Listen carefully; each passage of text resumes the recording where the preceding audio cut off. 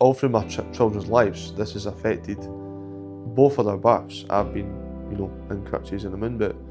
I was socialising with some friends. We were actually on a stag do. So we played on this airsoft course. It was an objective-based game, capture the flag. There was a lot of excitement amongst the guys as to who could capture the flag. We're all running through the woods. Unbeknownst to me, running through the woods, there's a big bush. I jumped through the bush. There's no markings, there's no boundaries. There's just a big hole to meet me on the other side. And sadly, when I landed on the other side, that's when my leg snapped. When the paramedics arrived, they had asked me, "Are you alright with flying?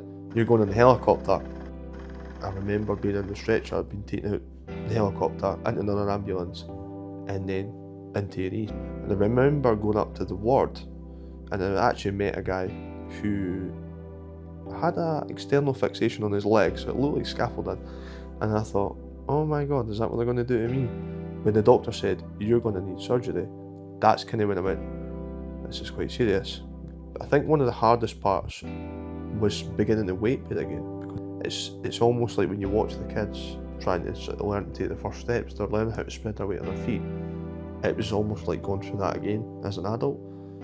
I had went back to work. I think it was 13 or 14 months after the initial injury.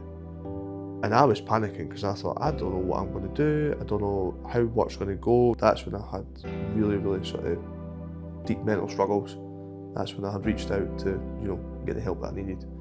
It was a friend I'd recommended. She said, "Why don't you go with John Byrn? I got a fantastic service." And we laughed and we joked, and I thought, And the more I thought about it, I thought, this is quite a serious injury. I'm self-employed, I saw he's not going to pay my bills. And I spoke with Catriona purely just for advice.